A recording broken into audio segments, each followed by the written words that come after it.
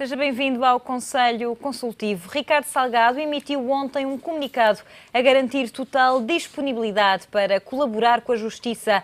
O ex-presidente do BES foi detido de manhã no âmbito de investigações sobre o processo Monte Branco e saiu sob uma caução de 3 milhões de euros. Foi detido ao início da manhã e levado para interrogatório. Ricardo Salgado esteve 6 horas no Tribunal de Instrução Criminal de Lisboa. Ao longo da semana já tinham existido buscas à sede do Grupo Espírito Santo e a várias subsidiárias, inclusive fora do país. De acordo com a Procuradoria-Geral da República, foram recolhidos indícios no âmbito do processo Monte Branco, a maior rede de fraude fiscal e branqueamento de capitais detectada em Portugal, que levaram à detenção de Ricardo Salgado. O ex-presidente do BES foi constituído arguido e é suspeito de crimes como branqueamento de capitais, punível até 12 anos de prisão, falsificação, mais 5 anos, abuso de confiança, punível de 1 a 8 anos e burla, punível com multa ou prisão até 3 anos. Salgado acabou por ser libertado sob uma caução de 3 milhões de euros, mas está proibido de sair do país e de contactar com determinadas pessoas. Num comunicado de apenas 3 pontos, divulgado ao final do dia, o ex-presidente do BES garantiu total disponibilidade para colaborar com a Justiça no apuramento da verdade. Diz também acreditar que a Justiça e a verdade vão prevalecer e pede objetividade na informação pública divulgada. Ricardo Salgado já tinha sido ouvido como testemunha a meio da semana pelo procurador do Ministério Público, Jorge Rosário Teixeira. Na altura foi levado pelos investigadores enquanto trabalhava no escritório improvisado no Hotel Palácio, no Estoril, desde que saiu do BES. Os investigadores levavam já um mandato de detenção que veio a concretizar-se uns dias depois. Os nossos consultores de hoje são António Gaspar, Mário Caldeira Dias e Rogério Fernandes Ferreira. Muito obrigada aos três pela vossa presença neste Conselho Consultivo. António Gaspar, começo por si. Esta detenção de Ricardo Salgado no âmbito desta Operação Monte Branco foi uma surpresa no dia de ontem? Olá Marina, bom dia. Eu não sei, quer dizer, se fosse surpresa no dia de ontem, mas acho que era mais ou menos esperado, não é? Depois de todas estas situações que ocorreram ultimamente. Agora, a questão que se coloca é, digamos, nós, e a opinião pública em geral, coloca a oportunidade de atenção, quer dizer, e são induzidos a pensar algo que se calhar não deviam pensar, que é, então, quando o homem estava no poder, não foi detido. O homem é apiado do poder, é detido. Não nos podemos esquecer que a Operação Furacão, já começou há mais anos, há 10 anos, mas a Operação Monte Branco começou há 5, 6 anos.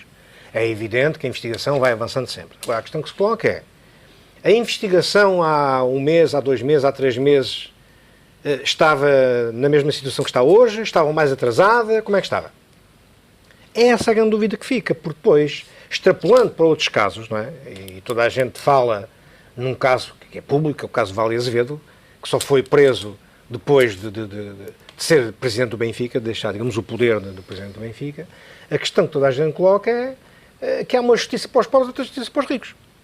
Há timings diferentes para os ricos, há timings diferentes para os pobres. Aqui só vejo uma vantagem, que não é tão pouca como isso tudo, de ter acontecido ontem e não ter acontecido antes. Porque repare, se isto acontece, quando o Ricardo Salgado era presidente do banco, era uma tragédia.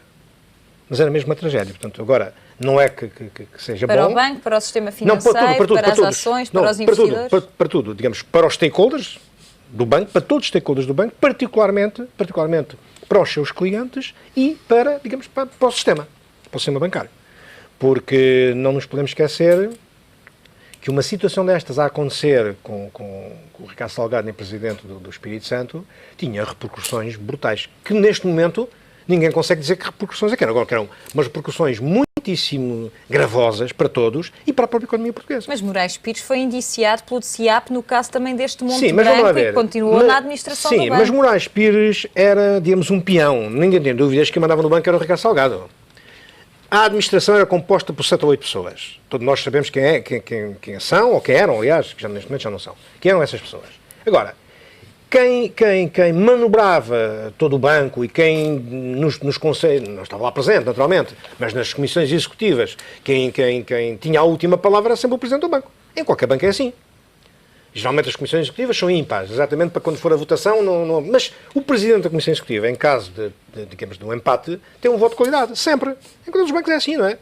Eu conheço bem o banco, agora nas outras empresas não sei se é assim. Quando a banca é assim. Portanto, e no Espírito Santo, repare, que é uma família de banqueiros, é a única família de banqueiros em Portugal, por todos os outros bancos, quem está à frente dos bancos, nas comissões executivas, nos conselhos de administração, são empregados do banco, tal como é um caixa, ou como é um diretor, ou como é um administrativo, ou o que é que seja, ou um gestor de conta, são empregados do banco. Com graus de responsabilidade diferentes, mas são empregados do banco. Aqui não. Aqui era um banqueiro mesmo. Portanto, era a única família de banqueiros que restava em Portugal. Portanto, isso acarretava também um conjunto de responsabilidades, obviamente, mas um conjunto de, eu diria, prebendas, entre parênteses, não é? Mas que se entenda por prebendas, a capacidade que tinha de interferir de uma forma direta e dizer, não, enfim, vocês pensam assim, mas nós não devemos ir por aqui como vocês pensam, mas devemos ir por aqui como eu penso. Portanto, seria muito mau, de facto, para o mercado, seria muito mau para os stakeholders do banco que tivesse acontecido essa situação enquanto presidente do banco. Agora, a dúvida que neste momento nós temos é que se isto se prolonga, enfim, não há a queda do Ricardo Salgado do banco e que eu continuo no banco durante até à reforma, mais 4 ou 5 ou 6 anos, se isto se ia prolongar durante mais 4 ou 5 ou 6 anos, esta situação de não é constituído arguido porque pode causar estes problemas, se havia, enfim, nos bastidores, esse alguém, naturalmente, o Banco de Portugal, porque toda a gente sabia, quer dizer, mas havia indícios que ontem, ainda dizia ontem o regulador, o Carlos Tavares, já tinha dado, digamos, ao Banco de Portugal, já tinha dado a quem direito, algum conjunto de indícios que estavam a passar no Banco do Espírito Santo, que não eram propriamente digamos, ações recomendáveis, não é? Ou atitudes recomendáveis, e de facto, por vistos, tinham feito letra morta, ou estavam para lá a marinar de todas essas informações que ele deu, até uma oportunidade que fosse a mais adequada. Por vistos, foi ontem, não é? Portanto, acho que, por um lado, se a investigação avançou e está diferente do que estava há 2 meses ou 3, está justificado por isso. Se a investigação não avançou, e nós, se calhar, nunca vamos saber isso, houve aqui uma atitude prudencial e cautelar de não confundir e não criar uma agitação no sistema financeiro português, em todos os stakeholders do banco, particularmente nos clientes. Porque, repare, se isto se dá enquanto o Ricardo Salgado é presidente do banco, no outro dia, ou nesse mesmo dia, era uma corrida aos depósitos. Logo, imediatamente, quer dizer, não tenho dúvidas. E depois, por contágio, todos os outros portugueses que são clientes de outros bancos, pensavam, sei lá se com o meu banco se dá a mesma coisa ou não, sei lá o que é que está passando no meu banco. E podia haver, digamos, um sentimento de insegurança tal que obrigasse os portugueses, ou que os impelisse, não é? Que impelisse os portugueses a fazer uma corrida aos depósitos. O que, em termos de riscos de liquidez dos bancos, não é? Porque há vários riscos, isto aqui é um risco de liquidez, quando, digamos, o passivo não cobre o seu ativo. Ou seja, quando o passivo, que é os depósitos que recebem dos seus clientes, não cobre as operações passivas, portanto, os financiamentos que os bancos fazem, não é? António Gaspar, apesar de dizer que fica sempre essa dúvida no ar, a verdade é, Mário Caldeira Dias, que, segundo o que consta, o procurador do TCIAP esteve reunido com Ricardo Salgado na véspera da detenção, disse-lhe que tinha um mandato, disse-lhe que o ia prender ou deter no dia seguinte. Salgado tentou que fosse lá voluntariamente, como fez em 2012, depor, o que terá sido recusado por estas autoridades. É também uma questão, essa recusa é também uma questão aqui de transparência para com o público? Normalmente estas coisas, e mesmo começando pela questão da família, pode haver uma certa nostalgia em ser a última família, porque, como disse o António Gaspar, a última família que era dona de um banco. Eu, por acaso, não vejo as coisas tão bem assim, porque a banca e o sistema financeiro têm uma componente social forte. E a prova disso é que, normalmente, os governos não a deixam cair e financiam-na fortemente. Não é? Portanto, se tem essa componente social, provavelmente um banco não deve estar ao serviço dos interesses de uma família, conforme se viu que dá mau resultado. Não é? Portanto, se o banco é posto ao serviço de uma família, há uma dimensão social que fica de lado e que não deve ficar, não é? Mesmo relativamente, e não sei se terá sido nessa perspectiva, mas todo este tipo de coisas acabam por cair bem na população em geral, e julgo que não é por vingança nem é por nada, é um sinal dos tempos, tem uma carga simbólica e sociológica muito forte. Porquê? Porque, no fundo, para além de todas as coisas em que estão metidos, e é quase impossível haver tanto fumo sem haver fogo nenhum, não é? Portanto, há uma série de coisas que apontam para a realização de crimes, não é? Portanto, e isto que aconteceu acaba por colocar Portugal um bocadinho mais perto de um Estado de Direito normal, não é? Que até aqui, de facto, não o tem sido em muitos aspectos, não é? E, portanto, isto, mesmo o próprio Ricardo não era propriamente uma pessoa simpática, porque há coisas particularmente críticas ao nível da sua relação com o grande público.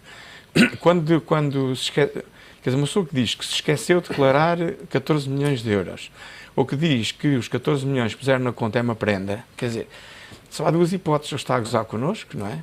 Ou então é uma desculpa de uma arrogância e de uma desplicência absoluta e completa. Portanto, e as pessoas não gostam de ver isto, porque acham que, no fundo, os prejuízos que os banqueiros causam são eles que os pagam e depois acontece isto. Claro que agora o que vai acontecer é a questão dos efeitos colaterais, e quer aqui, tudo o que nós aqui temos dito, temos sido premonitórios em relação ao BES, porque as coisas têm de facto evoluído no sentido que temos aqui referido.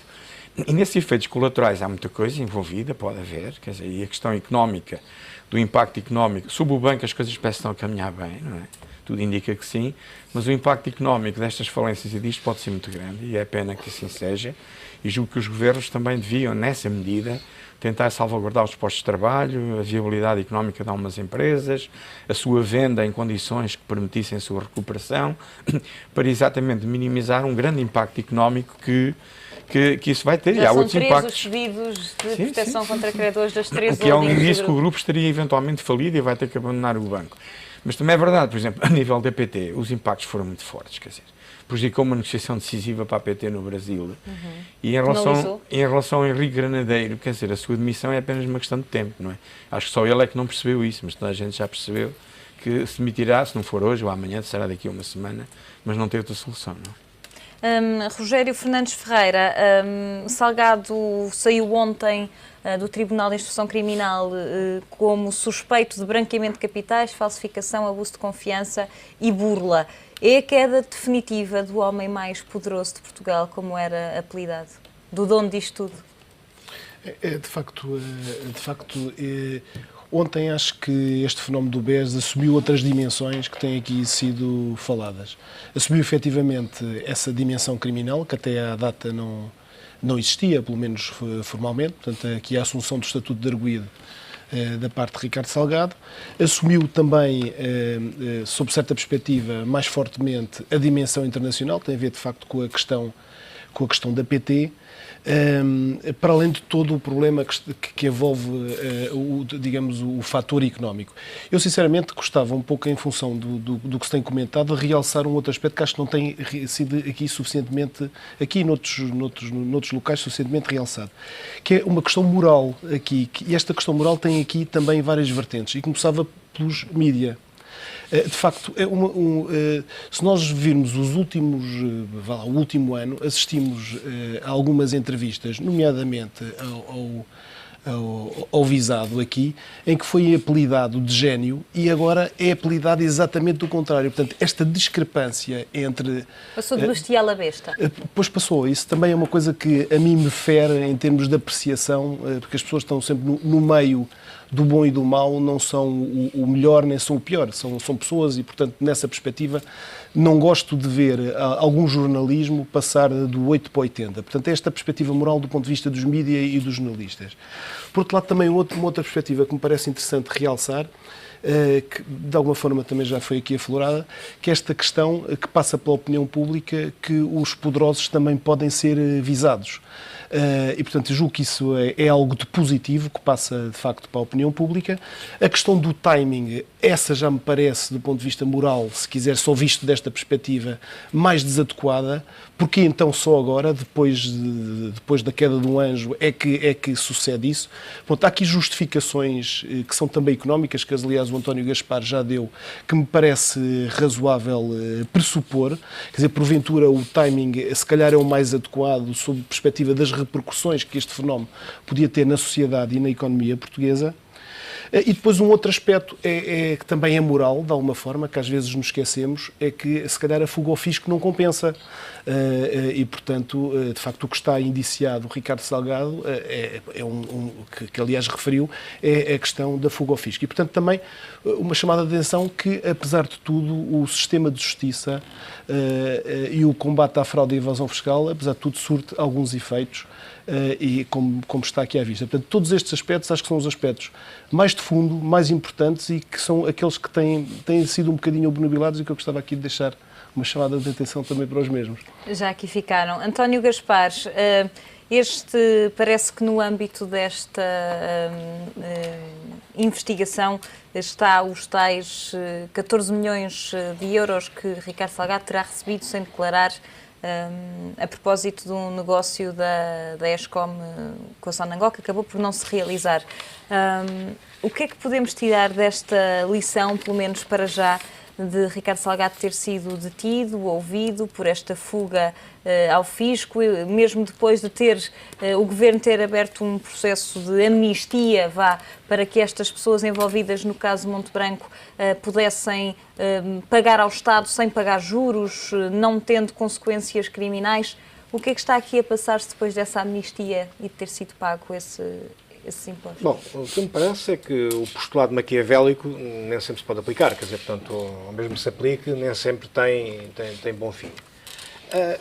Eu tenho uma dúvida que é o seguinte, todos nós penso que temos uma dúvida que é o seguinte, este caso veio agora a público e soubemos, e toda a gente soube em Portugal, mas a questão que nós colocamos e que eu coloco é quantos casos mais destes haverão espalhados de fuga ao fisco, branqueamento de capitais, de todas essas coisas, por poderosos ou por menos poderosos no nosso país. Quer dizer, portanto, essa é a grande dúvida que todos os portugueses neste momento levantam, não é? Se pergunta se valeu a pena ter feito isto e depois... É evidente que não, quer dizer, portanto... Mas eu também presumo que quando recebeu esse dinheiro, e penso que esses 14 milhões têm a ver com uma prenda que ele teria recebido de um construtor, enfim, construiu... que é hoje Massamá, não é? Praticamente que é hoje Massamá, e que o aconselhou, sim, exatamente. Sim, fala-se de outro valor, que é 17 milhões, eu estava a fazer confusão não, por ter recebido 14 milhões é do construtor, de um negócio que não acabou por se realizar da venda da Escom à Sonangol. Os 14 milhões é do construtor, não é? E que teria sido uma prenda por ele ter aconselhado não ir para leste construir, mas ir para Angola, que ele abriu caminhos em Angola. E esse teria sido a prenda que esse construtor lhe teria dado por esses caminhos que foram abertos para ele ganhar, digamos, alguns negócios alguns, não foram assim tão poucos que como isso tudo em Angola. Agora, eu acho que isso nunca resulta, quer dizer, porque mais tarde ou mais cedo, por mecanismos vários e por vicissitudes várias, essas situações acabam por ser descobertas, não é? E quer dizer, e o que deu foi isso que aconteceu, portanto, acabou por cair cai a família, cai, digamos, o poder que a família tinha, e como exemplo para a sociedade portuguesa, deixa um mau exemplo. Portanto, que, como eu disse inicialmente, a grande dúvida que nós temos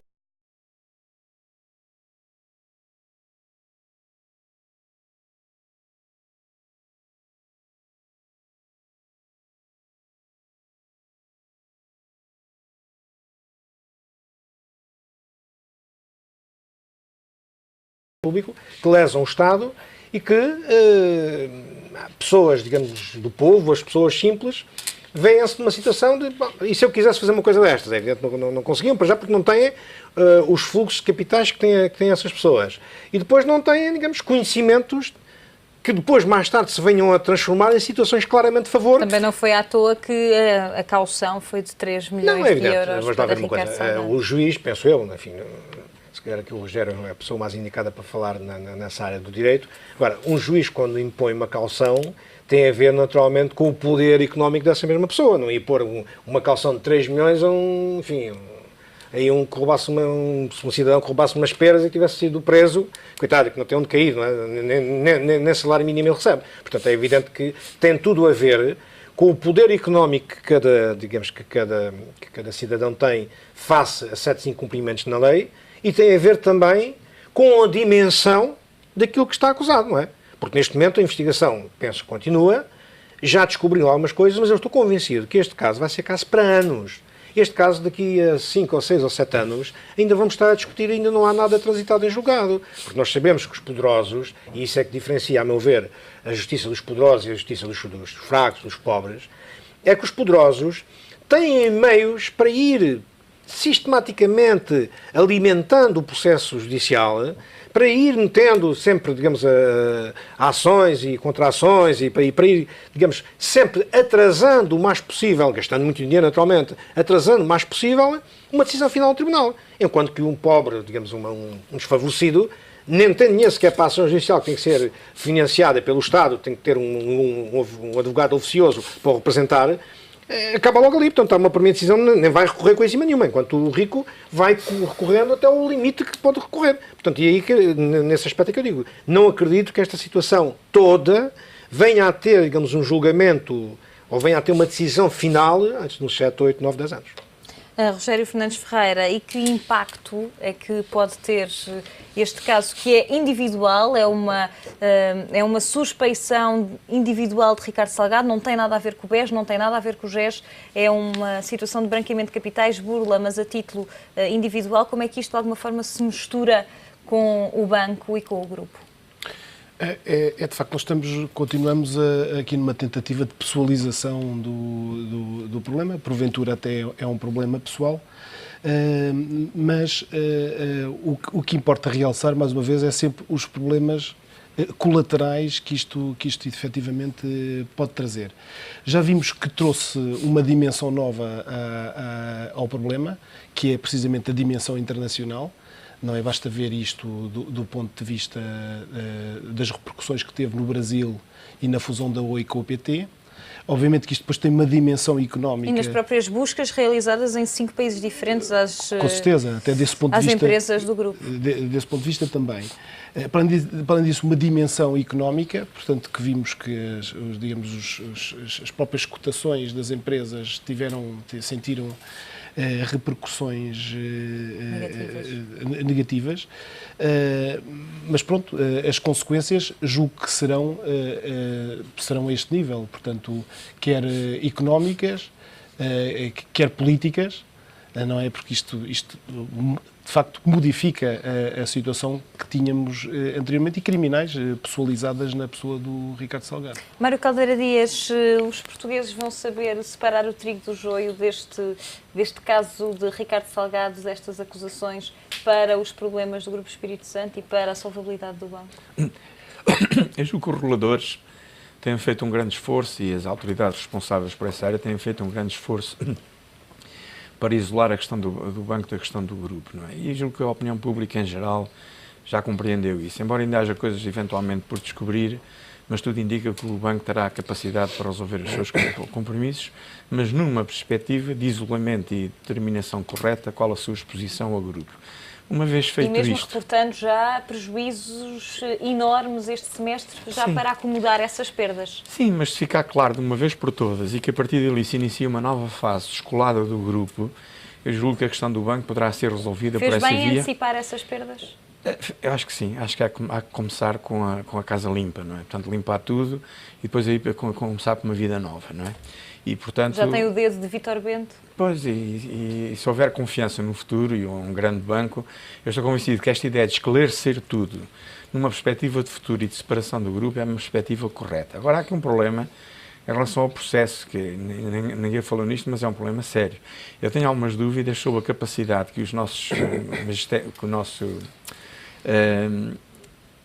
Ministério Público tem na investigação de crimes deste tipo, não é?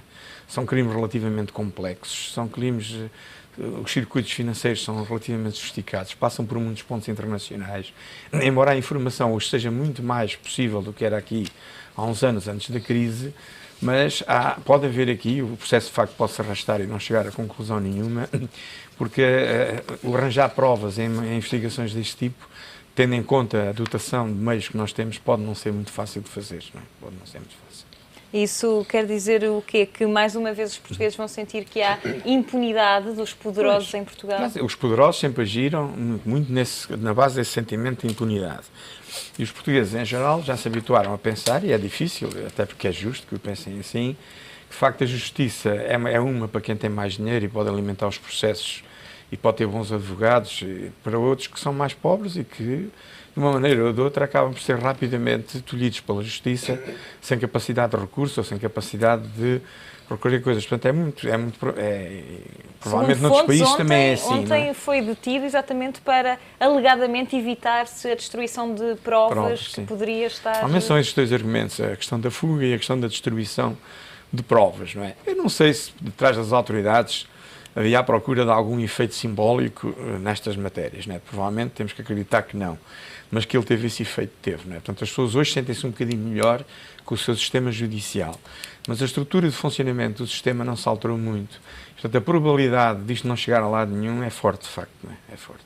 Mário Caldeira Dias, António Gaspar, Rogério Fernandes Ferreira, muito obrigada aos três pela vossa presença neste Conselho Consultivo. Vamos com certeza continuar a acompanhar os desenvolvimentos deste caso do Ricardo Salgado como suspeito no caso Monte Branco. É o ponto final neste Conselho Consultivo. Voltamos segunda-feira com outro tema da atualidade. Até lá, bom fim de semana.